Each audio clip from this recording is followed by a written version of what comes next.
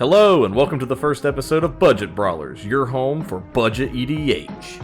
This channel hopes to provide you with fun, tuned, and competent deck techs at the $100 price range, along with gripping gameplay where you can see these decks in action. Let's get into it! Our commander is Zada, Hedron Grinder. Zada Hedron Grinder is a 4-mana, 3/3 legendary creature, goblin ally with, whenever you cast an instant or sorcery spell that targets only Zada, Hedron Grinder, copy that spell for each other creature you control that spell could target. Each copy targets a different one of those creatures. So what's the strategy? Well, we want to get Zada out fast, then we will go wide with cheap, cost-effective creatures assembling a horde to throw at our opponents. Once our board is filled with creatures, we will take advantage of Zada's spell copying mechanic to pump all of our creatures to lethal damage. Let's start with our mana base. This deck runs 29 mountains. We can also get some extra mana out of Temple of the False God in a later turn, and Myriad Landscape will ramp us. We can also make use of the rear side of the MDFC Valakut Awakening, Valakut Stoneforge. Scavenger Grounds will give us utility against graveyard strategies. Castle Embereth has a nice built-in pump ability when we need to eke out just a few more points of damage for a win. And Hanwar Battlements can give haste to a target creature while also having a meld ability with another card in this deck, Hanwar Garrison. Rounding off our mana base we have Arcane Signet, Soul Ring, Everflowing Chalice, Fire Diamond, Mindstone, and Heraldic Banner. The central strategy to this deck is flooding the board with bodies. Let's see what kind of value we can get out of our creatures.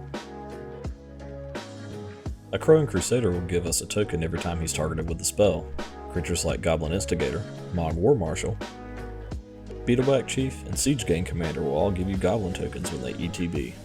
Every time we cast an instant or sorcery, something we'll be doing a lot of in this deck, Young Pyromancer will give us an elemental token.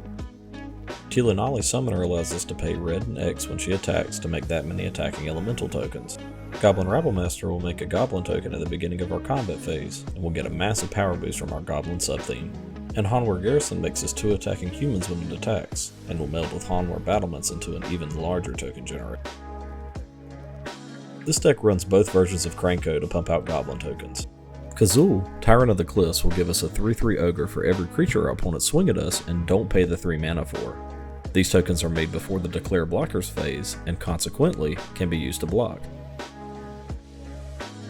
Moving from our token generators to our utility creatures, we will talk about the creatures that provide good synergy with our deck strategy.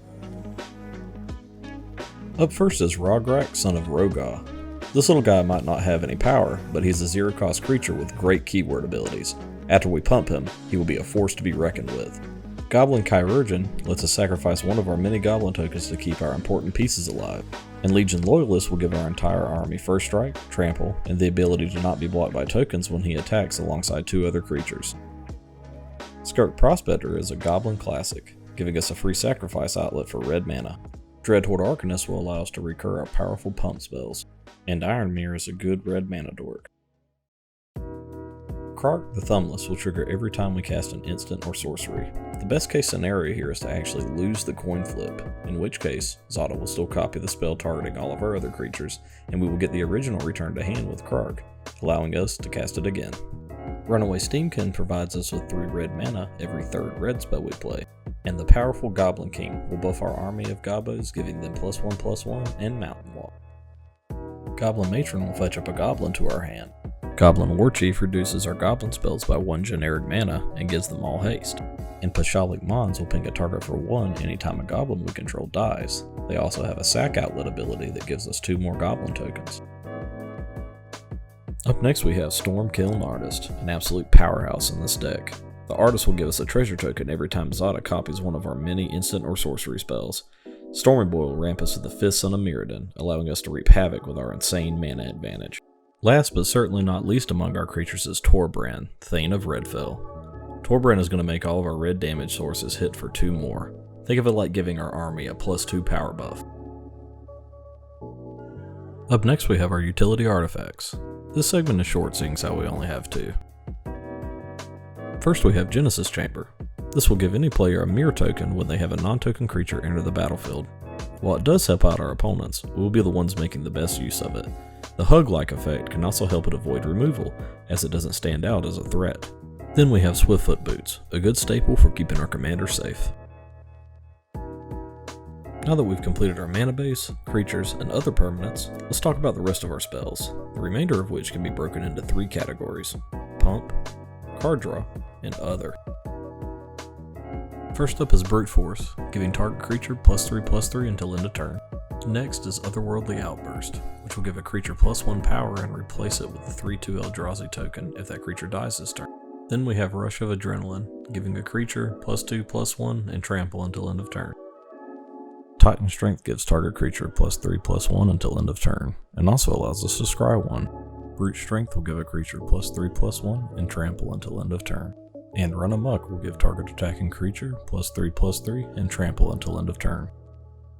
Temur Battle Rage gives a creature double strike, but will also give it trample if you control a creature with power 4 or greater. Unleash Fury will double the power of target creature. And Enthusiastic Study will give a creature +3/+1 and trample until end of turn. Finally, we have Reckless Charge, which will give target creature haste and +3 power until end of turn. It also has flashback. Moving into our card draw category, we have Crimson Wisp, Expedite, and Thrill of Possibility. Next up, we have Boiling Blood. Then Valakut Awakening, which will allow you to put any number of cards from your hand onto the bottom of your library and then draw that many cards +1. And the classic Faithless Looting will help us dig through our deck. We also have Renegade Tactics, Cathartic Reunion, and Tormenting Voice. Finally, we have Wild Guess. We have to discard a card when we cast it, but it will draw us 2 cards. Now we will move on to the rest of the spells, finishing up the deck. Some of these spells fit into the earlier categories, but may be a combination of both. First up is Balduvian Rage. This is both a pump and a draw spell. Next we have Battle Hymn. This card will give us a red mana for each creature we control. As our deck aims to go wide, this is a perfect way to ramp yourself into more lethality. Then we have Fists of Flame, which will allow us to draw a card and give a power boost equal to the cards we've drawn this turn.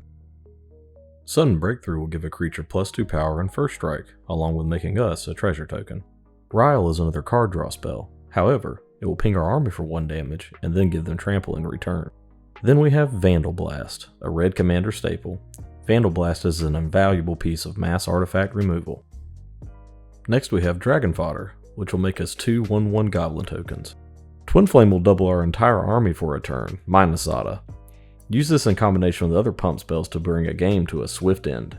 Finally, Kari Zev's Expertise will give our board haste and allow us to cast a card with mana value 2 or less from our hand without paying its mana cost. Finishing up our deck we have Empty the Warrens, which will make us 2 1/1 goblin tokens and has Storm. And Blasphemous Act, for the off chance our opponents outpace us on creatures. Now that we have our deck outlined, I'll illustrate a typical play pattern with Zada. Let's say we have 4 mana at our disposal, we control Zada, and cast Beetleback Chief on our last turn, giving us 2 goblin tokens. In our pre-combat main phase, we will cast Expedite, targeting Zada. Zada's ability will trigger on cast, since we are casting a spell that only targets her. She will copy Expedite for every other targetable creature we control. When the spell and copies resolve, all 4 of our creatures will gain haste, and we will draw 4 cards. We are likely to draw into more card draw and pump spells. Make sure to survey your opponent's board state and plot your best course of action. For the sake of the example, let's say we then cast Otherworldly Outburst. This will disincentivize our opponents to block our smaller creatures this turn, knowing that if they die, they will be replaced with larger Eldrazi horrors. Again, we will target Zada, and again she will copy the spell, targeting each one of our other creatures. Moving to combat, we declare our attacks. When we receive priority before the damage step, we will cast Run Amok, targeting Zada. Again, she will copy it once for each of our creatures. For just 3 mana, we have more than tripled our damage output this turn, going from what would have been 7 damage to 23 damage. Our creatures have trample, and if they die, they will be replaced by 3/2 Eldrazi tokens. Such is the power of Zada, Hedron Grinder. Thanks for watching. If you enjoyed the video, please be sure to like, comment, and subscribe for future updates.